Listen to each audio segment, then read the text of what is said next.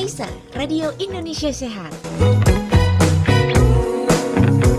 Healthy Lifestyle Radio.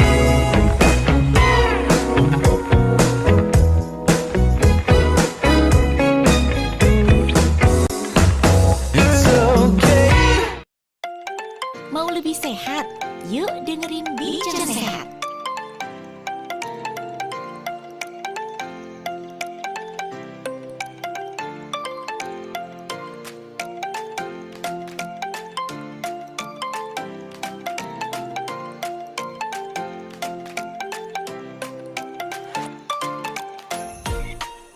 Assalamualaikum warahmatullahi wabarakatuh. Raisa Radio Indonesia Sehat, Healthy Lifestyle Radio. Sobat Sehat, selamat pagi. Selamat pagi semuanya, Sobat Sehat yang ada di Zoom juga sudah pada bergabung nih. Selamat pagi untuk Anda. Sobat Sehat juga yang berada di radio aplikasi streaming, di radio aplikasi digital Raisa Radio juga kami haturkan selamat pagi. Sobat Sehat yang berada di website radioindonesiasehat.com, selamat pagi, semoga Anda sehat pagi hari ini. Senang banget berjumpa lagi bersama dengan saya Galuh di Raisa Radio Indonesia Sehat di program kami setiap Selasa pagi. Kita menemani Anda untuk mengawali aktivitas pagi hari dengan menyimak informasi yang bermanfaat melalui program Bincang Sehat. Sahabat Sehat, kami juga mengucapkan terima kasih banyak. Kami apresiasi untuk Anda yang sudah bangun pagi dan sudah mulai beraktivitas pagi, menjaga kesehatan dengan sarapan pagi. Atau barangkali dengan Anda sudah berolahraga pagi hari ini, semoga upaya-upaya yang kita bersama lakukan bisa membuat tubuh kita tetap sehat. Tapi ini Sobat Sehat, kesehatan itu ternyata tidak hanya fisik saja yang harus kita upayakan, tapi juga kesehatan mental harus selalu kita jaga. Nah, pada pagi hari ini Sobat Sehat dimanapun Anda berada, kami akan menemani Anda untuk kita mengoptimalkan kesehatan kita dengan mental health atau kesehatan mental. Nah, kita akan mengupas tuntas tentang mental health pada mahasiswa, sehat mental, sehat optimal, bersama dengan narasumber kami. Ini sudah tidak asing lagi nih para Sobat Sehat ya. Ada Dr. Fitriana Muria Ekawati, Master of Primary Healthcare, spesialis kedokteran keluarga layanan primer, PhD, dari Departemen Kedokteran Keluarga, Komunitas dan Bioetika FKKMK UGM. Dan pada kesempatan pagi hari ini Sobat Sehat, ini Raisa Radio rame nih. Tidak hanya Dr. Fitriana saja, ada Dr. Vidina Mediola, spesialis kedokteran jiwa, dokter spesialis kedokteran jiwa dari FKKMK UGM, dan sekarang bertugas di RSK Puri Nirmala. Dan pada pagi hari ini Sobat Sehat juga akan ditemani oleh Kak Guntur Aldi Firmansyah, mahasiswa program studi ilmu keperawatan FKKMK UGM. Nah, ramai banget nih pagi hari ini Sobat Sehat. Untuk Anda yang masih di rumah, Anda masih boleh bergabung bersama dengan kami atau mendengarkan Raisa Radio masih di jalan, silakan ya di 0812-3239-7300. Sekali lagi Sobat Sehat, 0812-3239-7300. Untuk para Sobat Sehat yang mendengarkan di radio boleh bergabung di WhatsApp kami, yang di Zoom juga boleh nanti bisa raise hand atau dituliskan di kolom chat. Dan mari kita simak episode hari ini Sobat Sehat. Kita upayakan kesehatan kita tidak hanya fisik tapi juga kesehatan mental agar kesehatan kita optimal. Dan waktu saya berikan kepada Kak Guntur, silahkan Kak. Baik, terima kasih Kak Galuh atas waktu yang telah diberikan. Senang sekali Kak bisa bertemu pada kesempatan yang berbahagia ini Kak. Nah baik, terima kasih. Saya buka kembali ya. Assalamualaikum warahmatullahi wabarakatuh. Selamat pagi para pendengar Raisa Radio Indonesia Sehat yang berbahagia. Pada kesempatan yang berbahagia ini, seperti yang sudah disampaikan tadi, kita akan membahas persoalan yang menarik ini menurut saya, yaitu mengenai kesehatan mental. Nah, pada kesempatan yang berbahagia ini, kita akan membahas tentang kesehatan mental dengan judul Mental Health pada Mahasiswa, Sehat Mental, Sehat Optimal. Nah, seperti yang sudah disampaikan oleh Kak Galuh tadi, di kesempatan yang berbahagia ini, kita dibersamai oleh dua narasumber yang luar biasa. Beliau adalah Dr. Fitriana Muria Ekawati, Master of Public Healthcare, spesialis kedokteran keluarga layanan primer and Doctor of Philosophy dari Departemen Kedokteran Keluarga Komunitas dan Bioetika FKKMK UGM, dan juga Dr. Vidina Mediola, spesialis kedokteran jiwa dari Spesialis Kedokteran Jiwa FKKMK UGM. Nah, langsung saja nih dokter, luar biasa sekali tema yang kita angkat di kesempatan yang indah ini dokter. Karena memang topik tentang kesehatan mental bagi para mahasiswa khususnya ini sangat melekat sekali dokter di kehidupan mahasiswa seperti saya sendiri ini dokter. Nah, saya sendiri ini sebagai seorang mahasiswa juga terkadang sadar atau tidak sadar tuh sering nih dokter memiliki masalah atau gangguan-gangguan terkait dengan mental dan juga kurangnya edukasi nih dokter tentang hal-hal tersebut. Nah, kebetulan sekali nih dok, di kesempatan yang berbahagia ini kita mengangkat tema yang luar biasa ini dan pastinya sangat berguna untuk kalangan remaja dan dewasa muda seperti saya dan tidak menutup kemungkinan untuk yang lainnya juga ya dok ya. Nah, eh, Amin.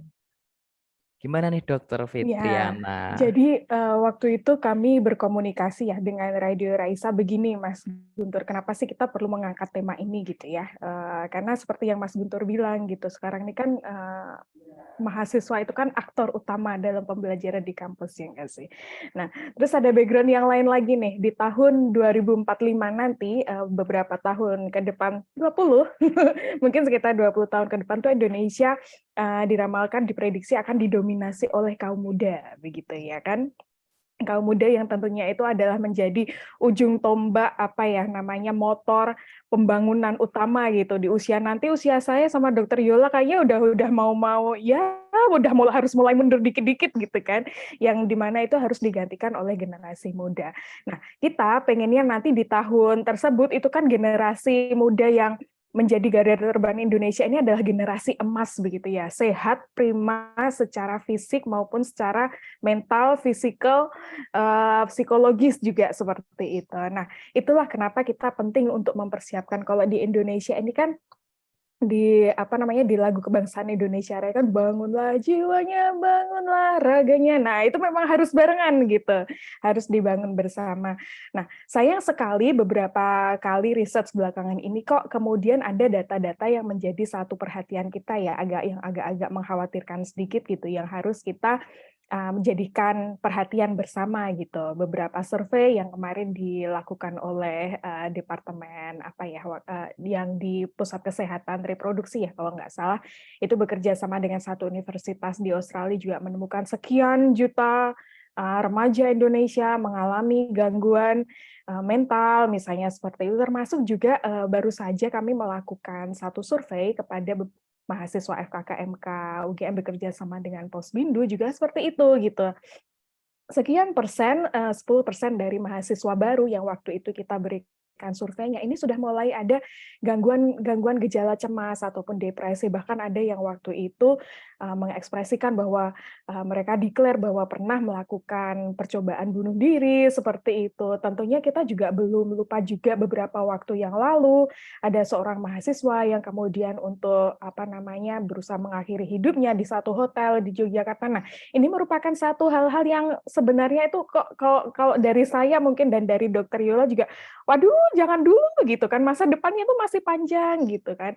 Nah, oleh karena itu mari kita bahas, mari kita tuntaskan untuk tema ini ya, sedikit memberikan edukasi kepada Bapak Ibu sekalian, para audiens, dan tentunya nanti harapan kami juga didengarkan oleh mahasiswa. Begitu mungkin pembukaannya ya, Mas Guntur. Mungkin dari Dokter Yola ada yang ingin disampaikan dulu nih sebelum nanti kita rame berdiskusinya gitu. Wah, kayaknya enggak. Kayak kita lanjut langsung aja. Karena kalau misalnya pembukaannya nanti jadi panjang, mendingan kita ngobrol-ngobrol aja.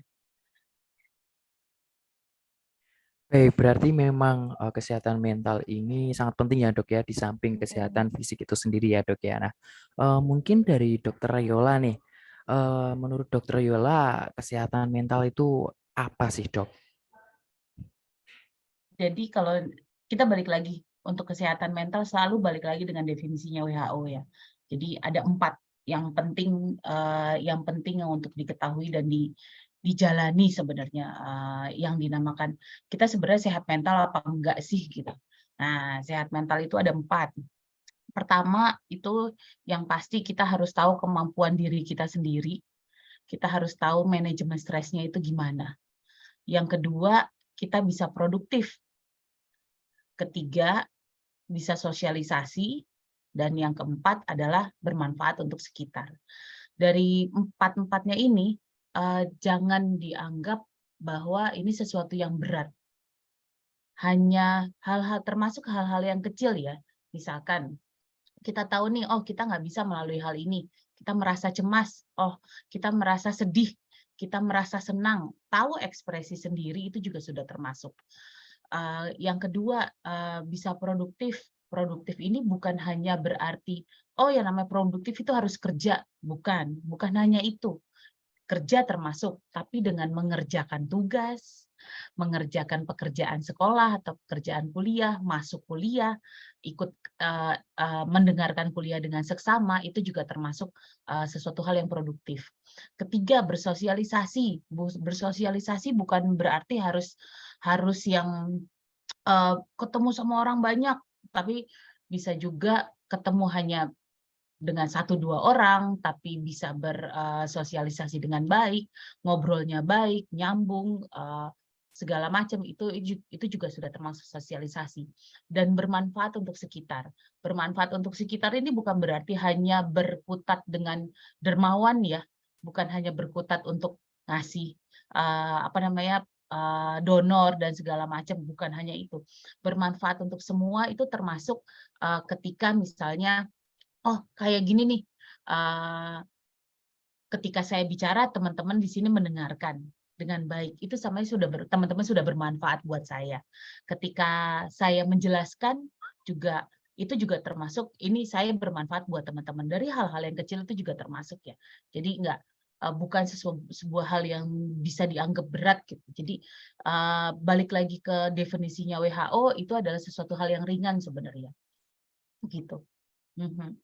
Jadi lebih kepada fungsi sosialnya begitu ya, Dokter Yola. Misalnya Iya, kalau benar sekali. mahasiswa ya bisa kuliah gitu ya, maksudnya Iya. kebermanfaatannya itu IPK-nya bagus gitu.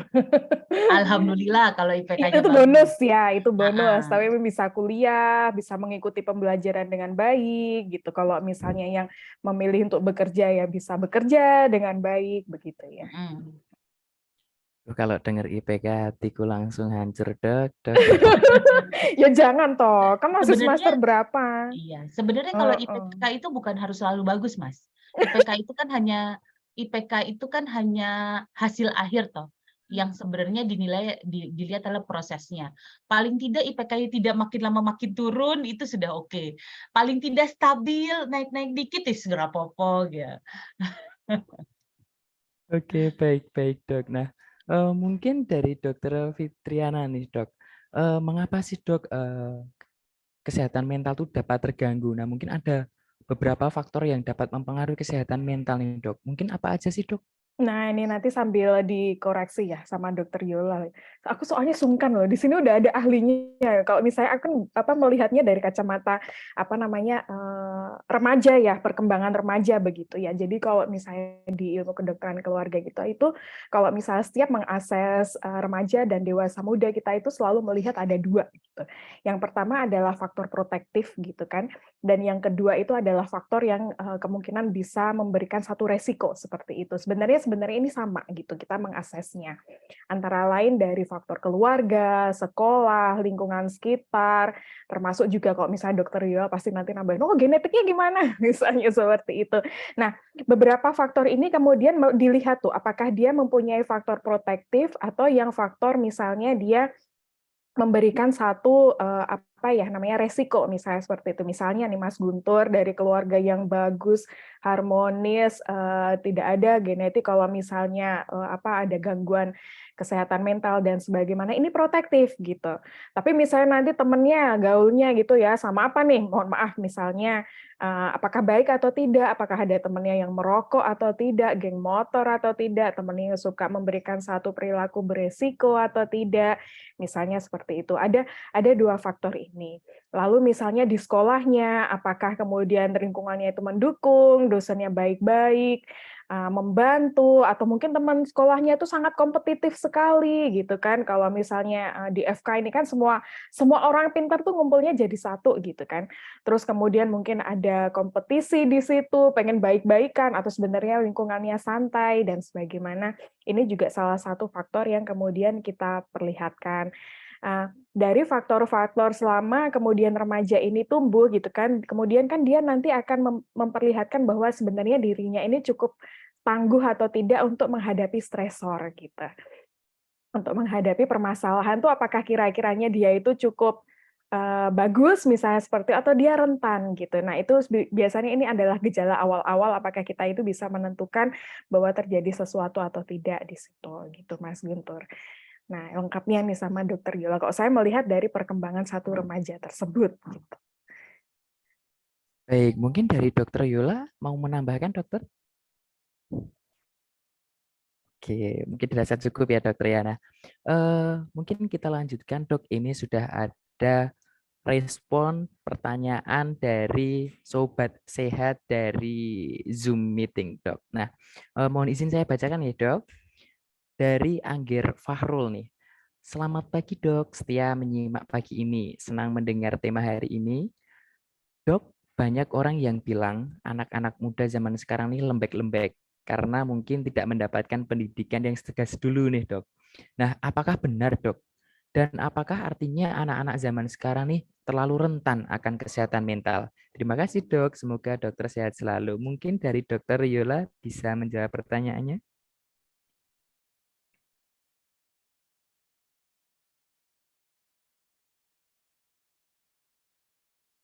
Ya, terima kasih Mas Angger Fahrul ya.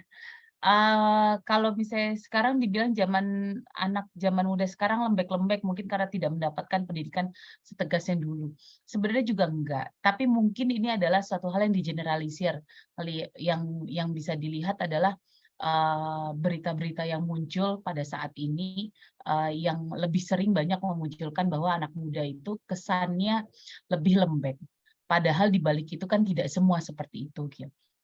Nah, kalau kenapa mungkin tidak mendapatkan pendidikan setegas dulu, mungkin karena gini, beda pendidikan antara zaman dahulu generasi Y, Z, X itu kan beda ya sama yang sekarang. Di mana dahulu itu satu yang namanya gangguan mental itu tidak booming. Jadi orang juga nggak akan ngeh kalau ini adalah gangguan mental. Jadi ketika tidak mau belajar, tidak mau sekolah, tidak mau menangis itu hanya disebut lemah, hanya lemah saja gitu. Jadi mereka tidak tahu gitu. Nah, ketika ternyata setelah perkembangan zaman, ilmunya makin berkembang, ilmunya makin tersebar, oh ini baru tahu. Dan informasi itu kan banyak sekali yang sampai ke masyarakat ya. Yang tahu kesehatan mental kan sekarang bukan hanya dokternya saja, tidak hanya dokter atau psikolog saja, tapi orang awam juga banyak. Jadi orang akan lebih aware dengan hal itu. Makanya kesannya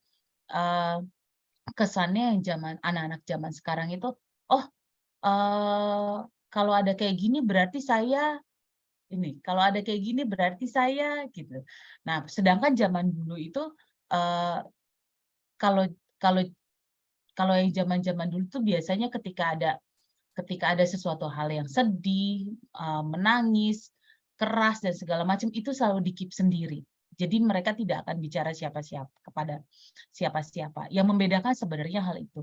Mungkin rentannya sama, tapi hanya karena kemampuan untuk mendapatkan informasi tentang kesehatan mental itu lebih banyak yang sekarang dibandingkan yang dahulu. Kemudian speak up-nya juga lebih banyak yang sekarang dibanding yang zaman yang dulu.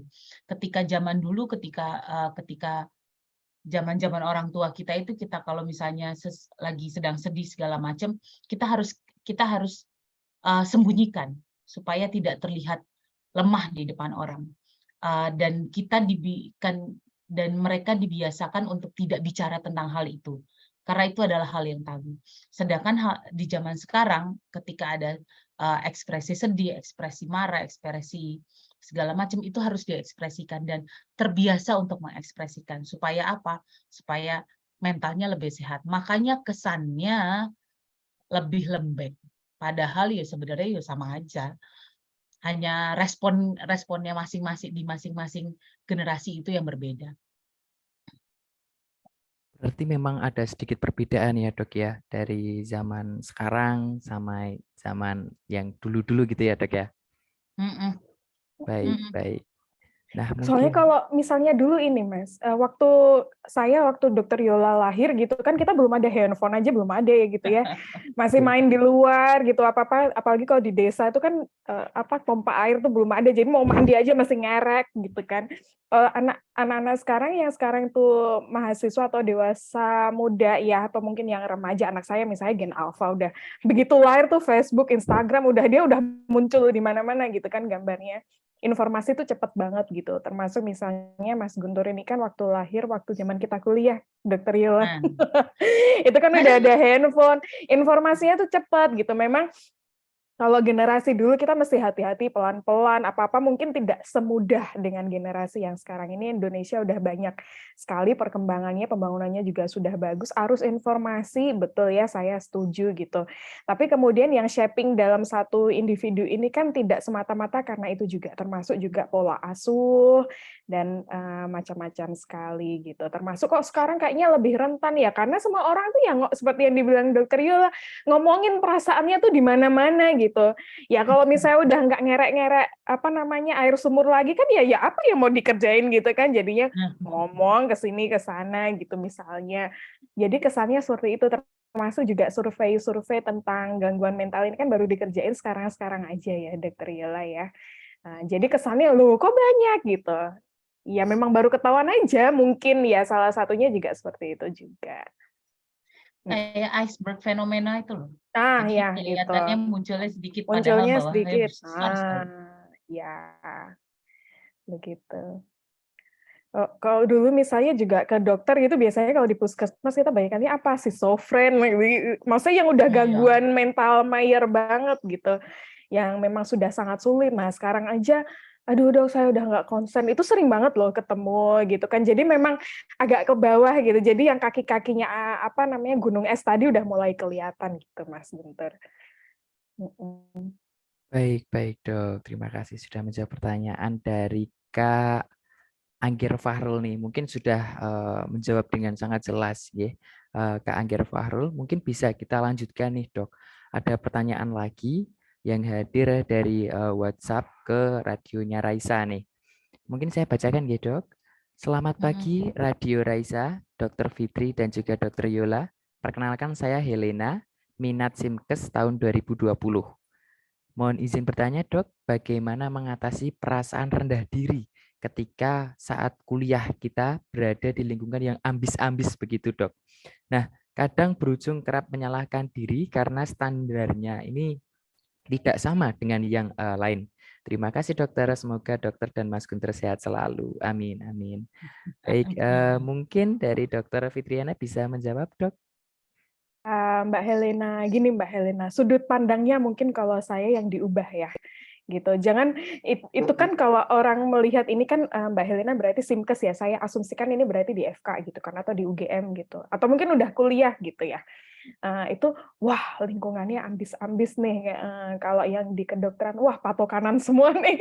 Patokanan tuh apa-apa kalau yang kompetensi itu dilakuin gitu Mas Guntur. Maksudnya terus emang nggak ada yang santai-santainya gitu. Nah, itu menurut saya kok cara pandang aja. Memang kita sudah berada di satu lingkungan yang alhamdulillah ini hanya sedikit dari orang Indonesia yang dapat berkuliah di sini gitu ya. Salah satu sisinya memang seperti itu.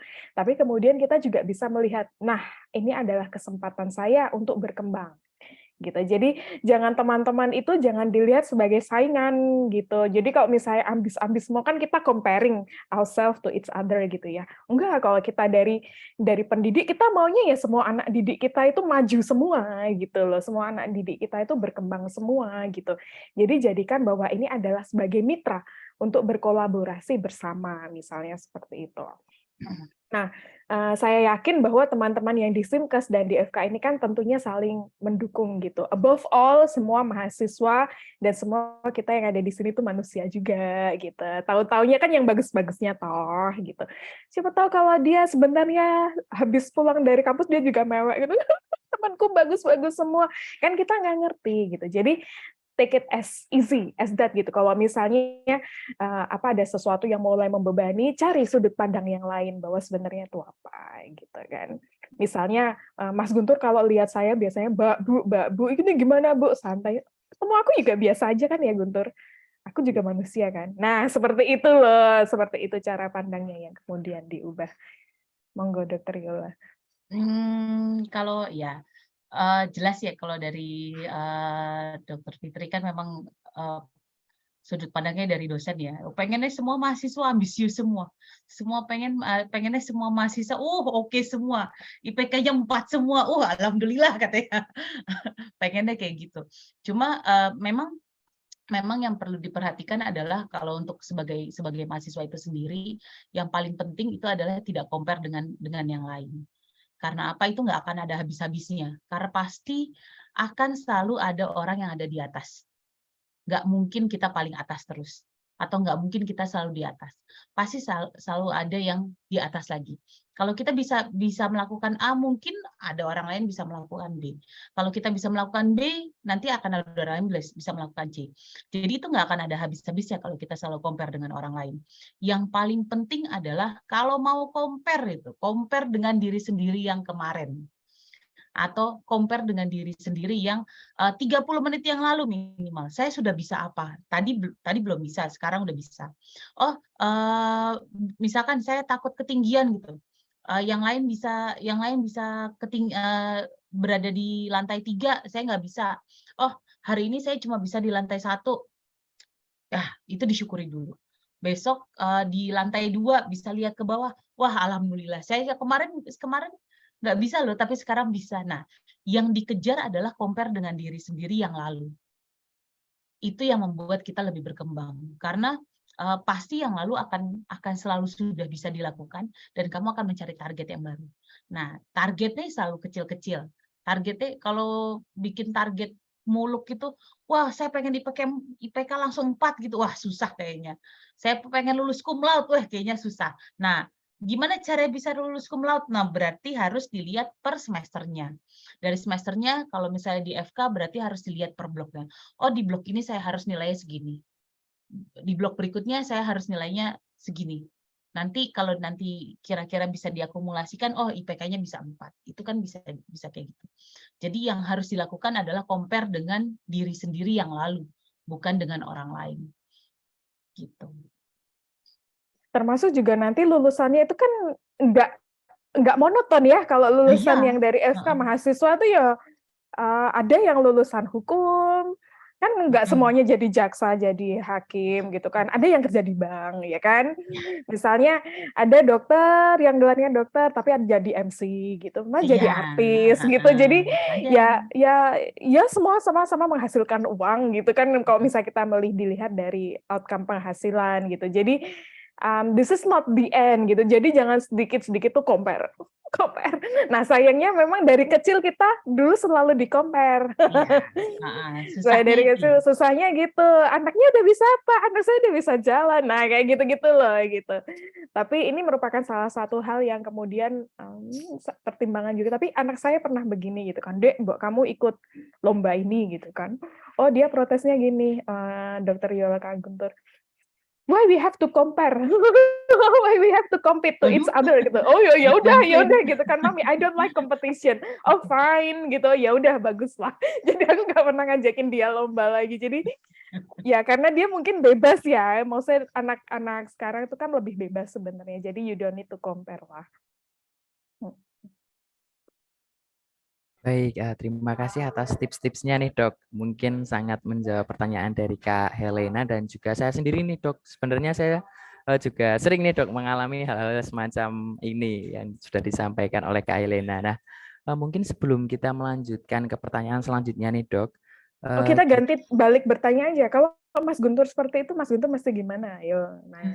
Kalau saya sih cari penyemangat sih dok. Apa kuwi penyemangat? Cari support system. Nah itu salah satu yang untuk balancing juga kan. Support systemnya jadi kepo ya. Masa tak sepil di sini dok? Berarti seseorang ini dokter. Seseorang dok, seseorang. Sesuatu apa seseorang? Seseorang dok, seseorang. Iya. Nah, sebelum kita melangkah ke pertanyaan selanjutnya, mungkin kita akan adakan break dulu nih dokter, supaya untuk merehatkan mata kita sejenak. Mungkin kepada tim saya persilahkan. Baik, terima kasih banyak Kak Guntur dan mohon izin Dr. Fitriana dan juga Dr. Yola. Kita izin untuk jeda sejenak. Menarik sekali episode di pagi hari ini nih. Terima kasih banyak Sobat Sehat yang baru saja bergabung di radio, di website maupun di Zoom. Kita masih akan menemani Anda sampai dengan nanti jam 9.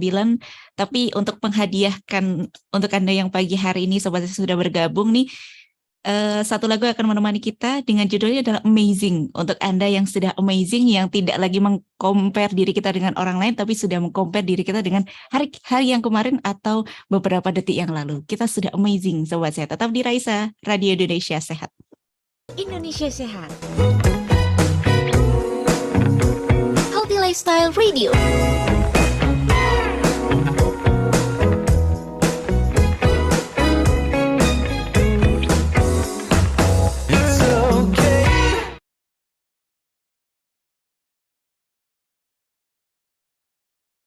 Bingung gimana cara mendapatkan informasi kesehatan yang valid? Grup chat dan sosial media ramai dengan informasi kesehatan yang tidak jelas sumbernya. Raisa Radio hadir untuk menjawab pertanyaan Anda. Raisa atau Radio Indonesia Sehat merupakan radio komunitas berbasis digital yang dikembangkan oleh Fakultas Kedokteran, Kesehatan Masyarakat, dan Keperawatan Universitas Gadjah Mada. Berangkat dari niat untuk berbagi, Raisa Radio hadir untuk memberikan edukasi kesehatan secara menarik dan bermanfaat. Selain itu, Raisa Radio juga menyajikan informasi yang mendukung seputar perkuliahan. Melalui program acara yang dihadirkan, Raisa Radio memberi kesempatan para pendengar untuk bertanya langsung pada pakarnya secara interaktif.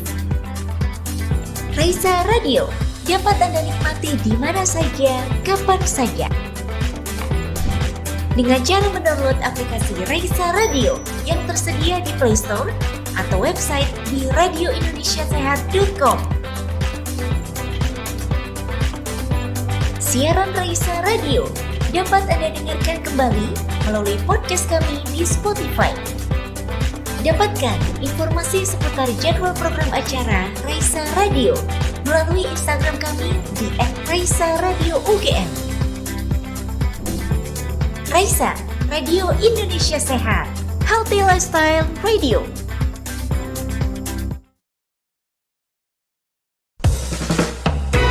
Raisa, Radio Indonesia Sehat, Healthy Lifestyle Radio.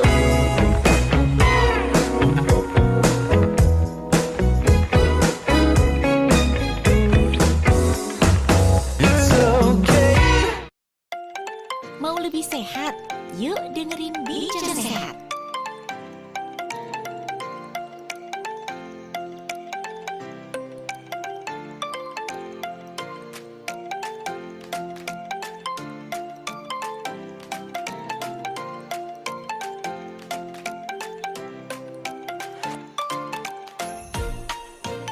Sobat Sehat, terima kasih masih bersama kami di Raisa Radio Indonesia Sehat, Healthy Lifestyle Radio. Gimana Sobat Sehat, lagunya cukup bikin kita semangat ya pagi hari ini. Sobat Sehat yang baru aja bergabung juga selamat bergabung bersama kami di Bincang Sehat edisi hari ini. Masih kita membahas tentang mental health pada mahasiswa, sehat mental, sehat optimal, masih bersama dengan Dr. Fitriana dan Dr. Yola, juga ditemani oleh Kak Guntur nih Sobat Sehat. Pertanyaan-pertanyaan Anda sudah kami himpun, jadi untuk yang Sobat Sehat yang masih mau bertanya boleh banget ya di 081232397300 Sobat Sehat. Dan mari kita simak lagi Sobat Sehat, waktu saya kembalikan ke Kak Guntur, silahkan Kak. Baik, terima kasih Kak Galuh atas waktunya.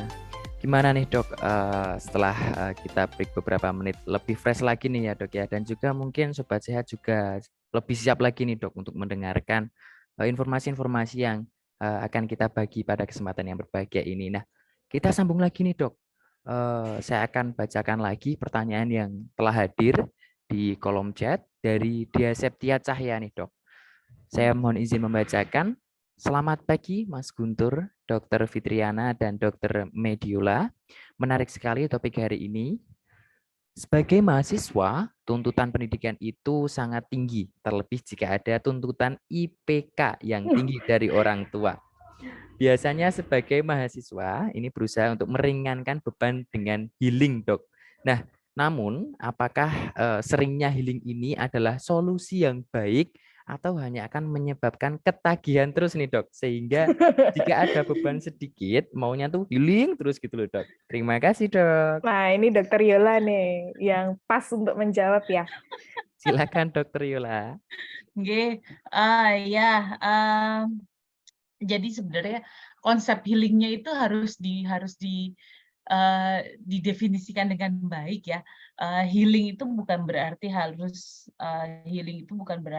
ke luar kota, harus ke luar pulau, harus menghabiskan uang banyak, tidak. Healing itu ada banyak sekali healing dengan hal-hal yang sederhana. Sebenarnya yang paling penting adalah ketika kita bisa melakukan sesuatu yang tadinya belum bisa, tadi ada pencapaian kecil yang bisa dilakukan itu sebenarnya kan adalah proses untuk melewati satu stresor, kan. Nah, ketika sudah bisa, kalau mau dikasih reward pun sebenarnya nggak apa-apa. Tapi memang sebutan kata healing itu sudah dihiperbolakan. Abuse Jadi gitu ya. ya Healing di-abuse kemana-mana, pokoknya healing ya. Padahal healing dengan cara misalkan kamu meditasi 5 menit, Ya, itu juga bisa setuju. termasuk healing. Eh, Kalau kalau salah satu misalnya ini hal yang paling simpel sebenarnya. Saya makan lollipop aja, itu sebenarnya udah termasuk healing. Karena jarang sekali saya makan. Dan itu saya tekankan kepada pikirannya adalah saya tidak akan makan lollipop sepanjang waktu gitu. Tapi ketika saya sudah mencapai sesuatu yang menurut saya berat, oh ini adalah reward buat saya. Bisa Ya. dengan makan lollipop, bisa dengan makan sesuatu yang membuat saya senang, atau menghilang sedikit 5 menit tanpa ada orang, terus saya bisa berdiam diri, mengatur nafas dengan baik, itu juga termasuk healing. Jadi healing itu jangan dihiperbolakan lagi gitu loh. Healing itu satu hal yang sederhana juga bisa. Tapi memang setiap kita setelah melakukan hal-hal yang menurut kita berat, itu sudah sepantasnya untuk dapat reward. Tapi jangan dijadikan reward itu adalah sebagai balas dendam atau alasan untuk melakukan sesuatu atau sekarang itu membeli sesuatu yang berlebihan gitu. Ya. Konsepnya kan sebenarnya apa ya? Antara self reward dan kemudian itu antara kontraksi dan relaksasi gitu kan ya. Jadi sebenarnya kan ini tidak harus naik kereta, naik pesawat, keretanya aja panoramic view gitu kan. Ya itu ya nggak tahu lah konsep healing sekarang terus yang kemudian dimanfaatkan oleh media sosial gitu. Jadi pada saat kita sudah kok misalnya ini udah ngetik gitu kan 1 jam, oke, stop dulu, relaksasi dulu 5 menit, itu sebenarnya juga termasuk salah satu upaya healing ya, gitu, misalnya seperti itu. Terus pada saat kita sudah achieve gitu, misalnya Mbak Dea punya pekerjaan gitu, harus lembur akhir tahun gitu kan, ambil 1 tahun baru libur gitu ya, itu juga salah satu merupakan upaya relaksasi dan kemudian untuk self reward juga gitu. Jadi tidak harus menghabiskan yang sampai nagih-nagih duitnya banyak kemana gitu, nggak Oh, itu harus. jadi stresor baru nanti. Nah, karena kita again comparing Guntur healingnya kemana? Ke Bali cuy, gitu kan, aku cuma sampai ke Bantul gitu, maksudnya kan, waduh kurang jauh, healingmu kurang jauh gitu, maksudnya ya nggak seperti itu juga gitu. Berarti memang pada dasarnya healing ini tuh sebenarnya mudah dan murah untuk dilakukan gitu, Dok. Ya, Oh iya. nyanyi di kamar mandi healing juga. Nah, gitu kan. Nah, ya kan? Nggak harus ke satu tempat karaoke, enggak juga gitu. Harus beli jus, kopi-kopi yang mahal gitu juga enggak gitu. Bikin sasetan di rumah healing juga kali ya. Maksudnya kan ada self reward, ada konsep relaksasinya yang di situ gitu. Soalnya pada dasarnya tuh terkadang tuh healing yang membuat dompet kita semakin menipis nih, Dok. Wah, itu stresor baru nanti. Stresor, aduh duitnya nggak ada selama sebulan, gimana caranya nanti hidup sebulan, gitu. Uang jajan habis, fotokopi ntar gimana, stresor lagi kan. Tapi ini menarik sebenarnya, Dok. Iya, menarik sebenarnya, Dok, karena Ada ke generasi sekarang mungkin ya ada tren yang kemudian itu kalau misalnya gajian 1 bulan itu udah dihitung healingnya Dokter Yola gitu. Kalau misalnya dulu kita kan nabung, cicilan apa gitu kan, sekarang tuh healingnya tuh porsinya sekian persen dulu juga ada gitu. Berarti tetap hati-hati dengan kata healing ya dok ya. Ya. Baik, nah mungkin jawaban dari dokter Fitriana dan juga dokter Yola sudah menjawab pertanyaan nih dari Kak Dea Septia Cahya. Mungkin bisa kita lanjut lagi nih dok, masih ada beberapa pertanyaan terkait dengan kesehatan mental. Nah, pertanyaan berikutnya ini datang dari Gina Rohyan Nur dari TPHP tahun 2021. Selamat pagi Mas Guntur, Dokter Fitriana, dan juga Dokter Mediola. Menarik sekali topik hari ini. Saya Gina Rohyan Nur TPHP tahun 2021. Mohon izin bertanya. Dok, apakah benar emosi itu tidak boleh ditahan? Misal marah, sedih, begitu apa tidak boleh untuk ditahan. Nah, matur nuwun dokter. Tuh. Nah, pas banget ada Dokter Yola di sini. Baru berpikir jawabannya beliau. Ya. Sebenarnya bukan ditahan ya, di manajemen. Jadi bukan ditahan. Kalau ditahan itu lebih cenderung kalau secara ilmiah bilangnya direpresi atau disimpan. Nah, sedangkan kalau ditahan itu sebenarnya sebuah hal yang tidak baik. Karena ketika direpresi, bayangkan aja kamu kayak ya ini kalau misalnya pepatah mengatakan itu mau nyimpen ikan busuk sedalam apapun pasti akan kecium baunya nantinya kan. Dan busuknya pasti akan ketahuan. Nah, sama sebenarnya kayak emosi. Emosi itu sebenarnya tidak boleh ditahan, tapi harus dimanajemen. Jadi bukannya harus dikeluarkan ya, bukan harus ekspresinya. Oh saya marah terus kamu dengan seenaknya marah, banting pintu, lempar, ngebukin orang. Bukan seperti itu aja, bukan seperti itu juga. Kamu sedih, nangis seharian, nggak ada kunjung selesai, bukan seperti itu juga. Yang penting adalah di manajemen emosinya. Manajemen emosi itu bisa dengan curhat, bisa dengan olahraga, bisa dengan makan makanan yang bergizi, waktu tidur yang baik, itu bisa juga jadi salah satu atau salah banyak cara untuk memanajemen emosi. Nah, permasalahannya adalah ketika kalau misalnya kita menahan emosi terus-menerus, kita menahan emosi secara terus-menerus ya. Ketika kita tidak bisa mengekspresikan emosinya dengan baik, ekspresi emosi dengan baik ya, itu ya jadinya nanti yang berekspresi emosi adalah badannya. Ya, betul. Jadi paling minimal adalah nyeri. Badannya terasa nyeri di bagian manapun, mau rasanya encok terus, badannya rasanya nggak enak, demam, nyeri perut, nyeri kaki, nyeri pinggang, nyeri kepala, segala macam lah. Jadi yang perlu dilakukan adalah bukan emosinya itu ditahan, bukan dilepaskan saja, tapi emosinya dimanajemen dengan baik supaya ekspresi emosinya dengan baik. Berarti kuncinya adalah di manajemen ya dok ya? Di manajemen. Tapi bukan berarti manajemen ini juga nggak dikeluarkan dengan cara lain juga termasuk manajemen ya dokter Yola ya. Jadi misalnya kayak kalau di Jawa, culture Jawa gitu kan, orang Jawa itu kadang kalau marah banget tuh kan malah diem.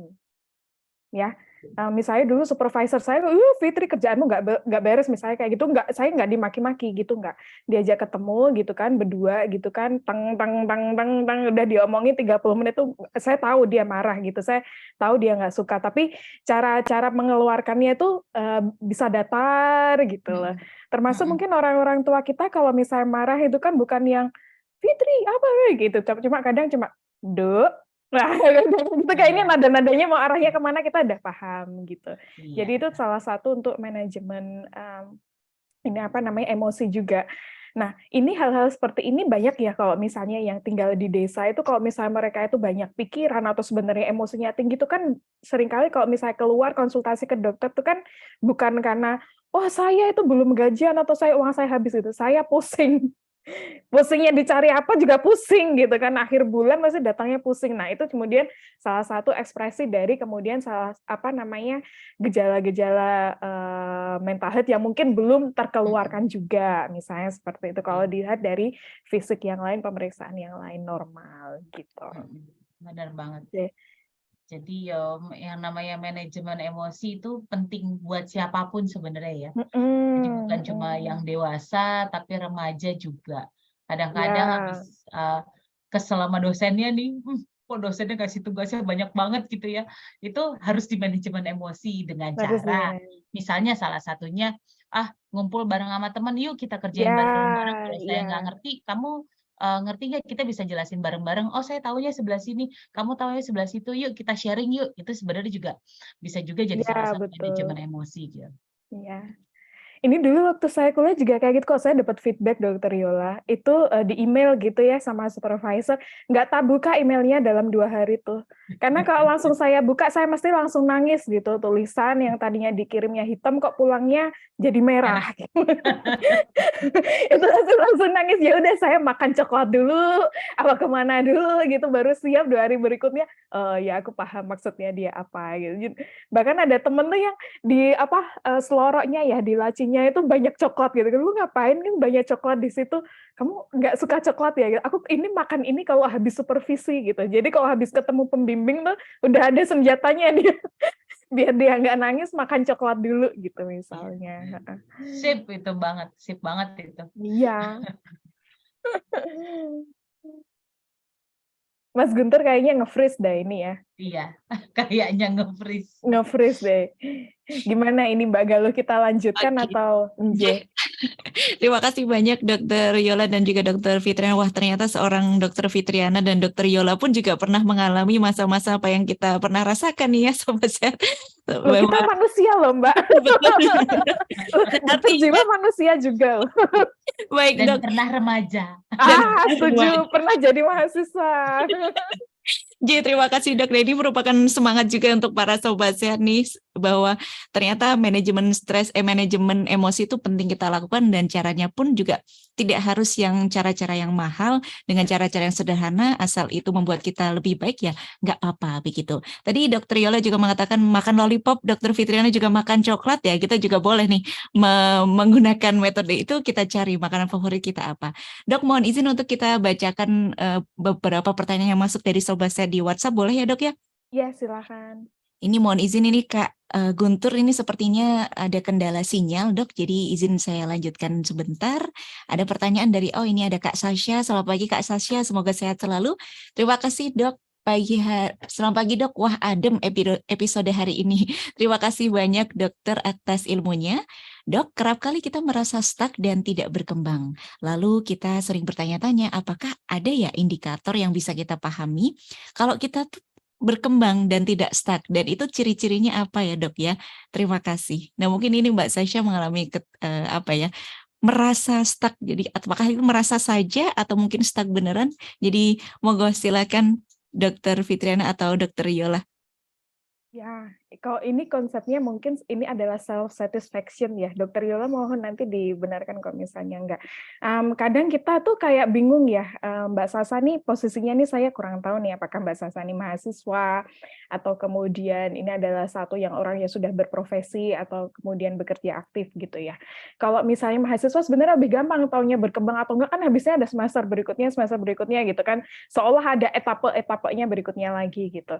Nah, sebenarnya etape ini tuh jalan terus gitu. Kalau habis kuliah misalnya ya, habis mengetahui mata pelajaran yang ini, nanti kemudian bertambah lagi, nanti skripsi dan lulus misalnya gitu. Lulus nanti juga bekerja, ini juga ada kenaikan pangkat gitu. Nah, terus kalau misalnya tidak ada ukuran-ukuran seperti itu, karena itu adalah cara yang formal, bisa aja gini Mbak, kita itu senangnya mau ngapain sih? Kita tentukan satu target-target baru gitu. Misalnya, saya nggak bisa piano sama sekali tuh. Kemarin waktu pandemi itu udah gabut banget dah gitu kan. Bosen banget, nggak bisa keluar, nggak bisa ngapa-ngapain, makan juga Gojeknya mahal dan sebagainya misalnya. Maaf sebut merek. Nah, misalnya kayak gitu, yaudah terus kenapa nih kita tentukan hobi baru, target baru, berkebun misalnya. Oh iya nih kebunnya jadi bagus, yang tadinya nggak bisa nanam cabai, jadi nanam cabai, bisa berbunga, berbuah dan sebagainya. Terus atau misalnya kalau saya kemarin main piano. Jadi yang nggak bisa sama sekali nul prutul gitu kan, terus akhirnya 1, 2 lagu bisa, sekarang bisa chord, bisa ini dan sebagainya. Itu adalah salah satu target sendiri, kita menciptakan sendiri gitu ya. Misalnya juga dalam kondisi-kondisi tertentu, teman saya Dokter Yola, besok saya coba nambah Mbak Galuh misalnya kayak gitu. Saya pengen kemana? Jadi kita yang ngatur sendiri tuh self target ini yang kemudian nanti bisa memunculkan satu kepuasan terhadap diri sendiri, kan nanti jadinya feeling-nya seneng gitu. Gimana Dokter Yola nih? Bener nggak tuh kalau misalnya Bener, seperti itu tuh? bener Ya, banget. bener ya? Bener Alhamdulillah. banget. Ini paling coba ya bener banget. Tapi ini mungkin coba ditambahin aja.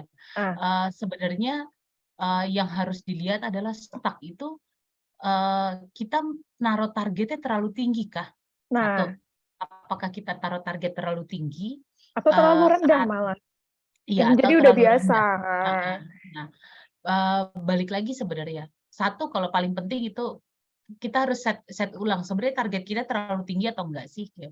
Harus dicek lagi sebenarnya prosesnya menuju ke sana sebenarnya seberat apa sih, visible nggak sih, reliable apa enggak sih, jadinya itu harus dilihat dulu.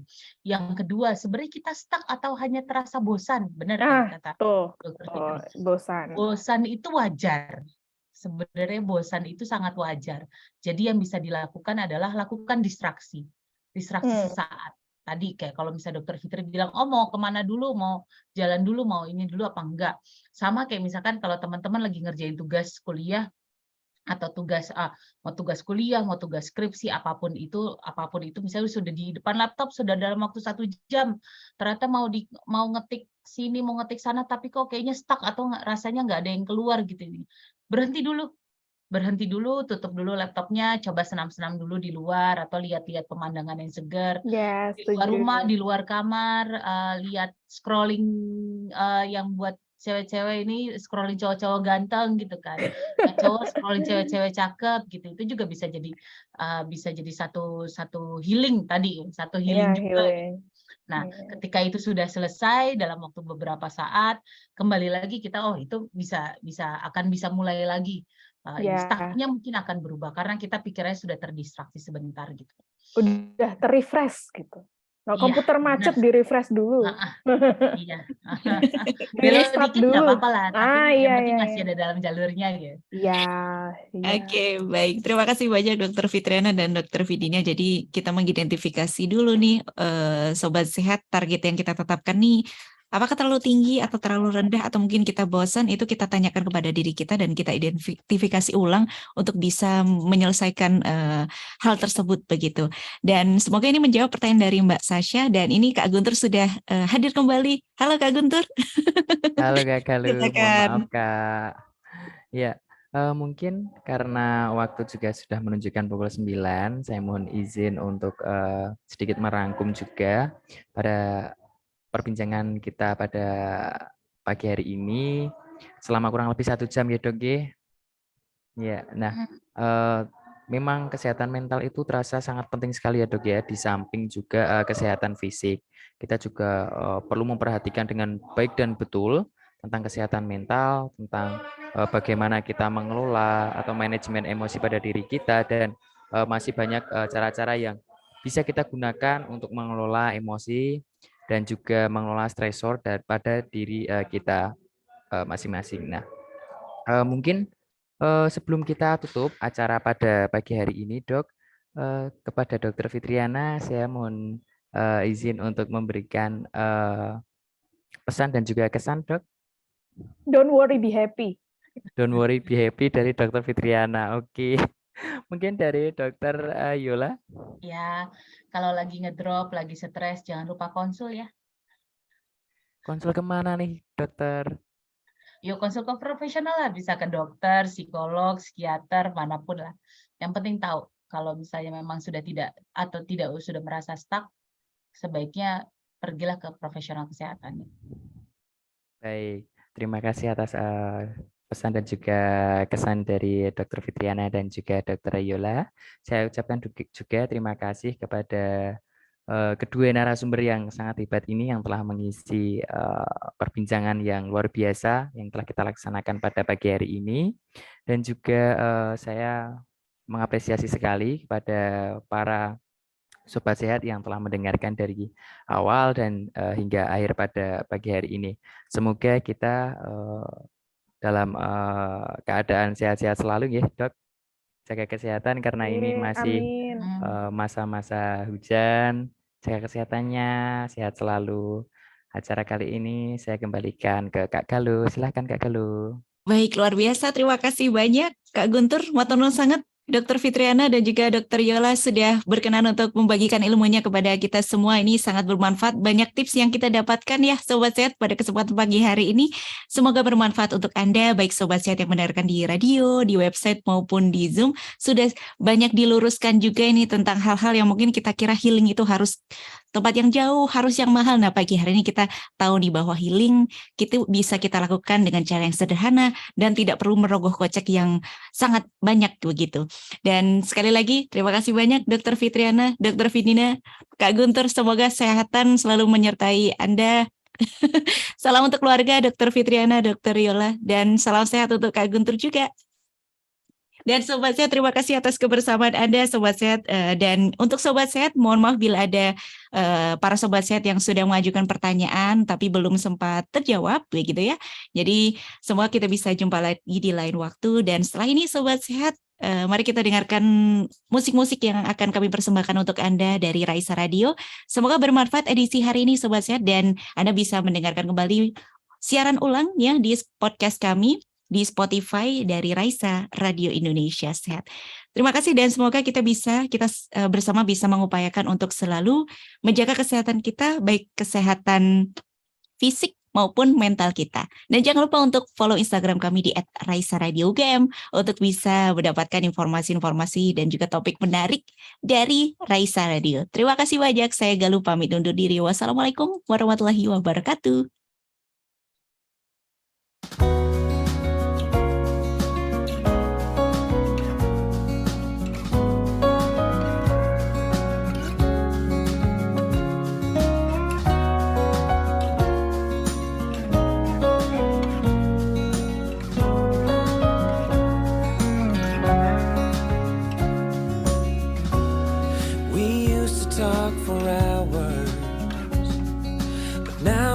Don't do that anymore.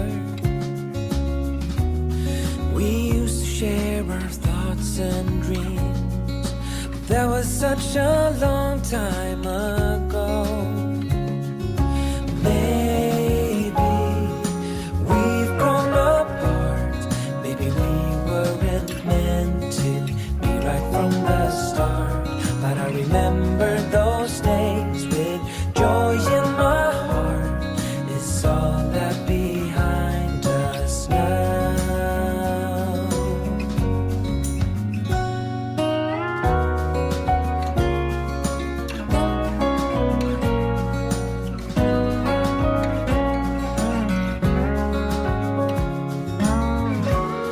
Now all that I have left are memories of you and me. Maybe that is for the best, 'cause you're not the same as you used to be. And maybe we've grown apart. Maybe we weren't meant to be right from the start. But I remember those days with joy in my heart. Is all that behind us now?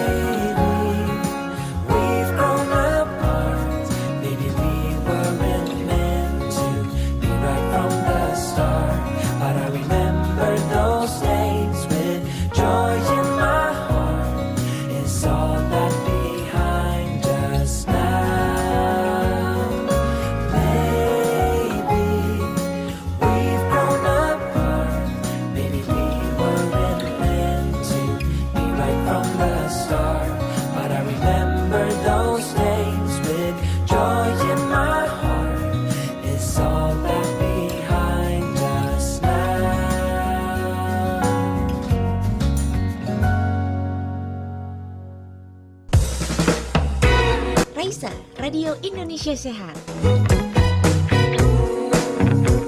Healthy Lifestyle Radio.